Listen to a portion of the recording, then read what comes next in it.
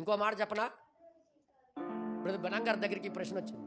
ఇవన్నీ ఇప్పితే గొప్ప బాధపడిపోతారు మీరు, నొప్పి కలిగించేస్తుంది. అసలు మీ కోరికకి వ్యతిరేకంగా ఉంది కాబట్టి మాటలు మీకు నొప్పే కలుగుతుంది, కానీ చెప్పక తప్పదు. బ్రదర్ బెనాంగ్ గారి దగ్గరికి వచ్చి, ఏంటి మేము పిల్లలు గురించి మేము ఫ్యామిలీ ప్లానింగ్ ఆపరేషన్ చేసుకోవచ్చా అని అడిగారు.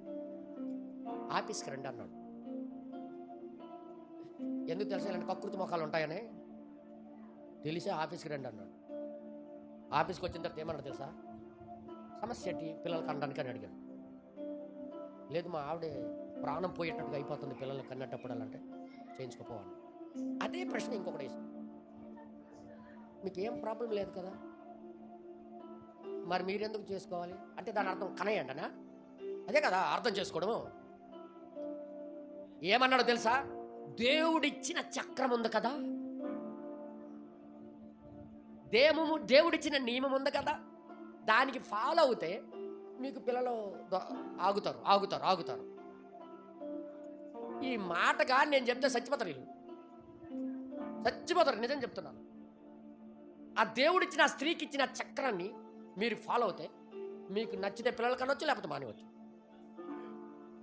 ఏంటా నియమము ఇక్కడ నుండి చెప్పమంటావా ఏంటా? దాని అర్థం ఏంటి తెలుసా, 15 రోజులు స్త్రీకి డేంజర్ పీరియడ్, వెళ్ళొద్దని, దగ్గరికి వెళ్ళొద్దు పిల్లలు వద్దనుకుంటే. బ్రహ్నాంగ్ గారు చెప్పినప్పుడు కానీ నువ్వు ఉండుంటే పొలమ్మో 15 రోజులు అయిపోమంటాడు నాయుడు అందుగల.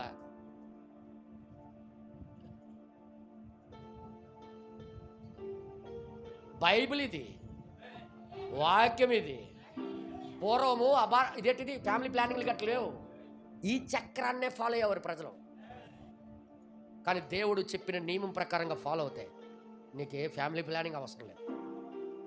ఏదో నేను మాట్లాడుతున్నా బ్రదర్, ఫ్యామిలీ ప్లానింగ్ వ్యతిరేకం కాదు, కానీ కొన్ని విషయాలు ఉన్నాయి దానికి కూడా. వింటున్నారా? బైబుల్ చెప్తున్న దానికి వినండి. అసలు పరిపూర్ణ చిత్తం ఏం కోరుతుంది, ఈ వర్తమానం మన గూర్చి ఏం అడుగుతుంది అని చూడండి. ఒకసారి చూడండి. అసలు పరిపూర్ణ చిత్తంలో బ్రతుకుతున్నావో అనుమతిపూర్వకమైన చిత్తంలో బ్రతుకుతున్నావో అని చూసుకునే అవసరం లేదా? సంఘానికి పరిపూర్ణ చిత్తం చేయమనే దేవుడు కోరిక, పరిపూర్ణ చిత్తములో బ్రతకండి అనే దేవుడు కోరిక. అందుకే సంఘానికి ఏం ప్రార్థన నేర్పించారు తెలుసా, నీ చిత్తమే జరుగును కాక, నీ రాజ్యం వచ్చును కాక. ఆ ప్రార్థన తప్ప మరొకటి నేర్పించలే ఎన్నుకోబడిన వారికి. ఆయన చిత్తము ఎత్తికి బ్రతకవలసిన రోజులు ఇవి.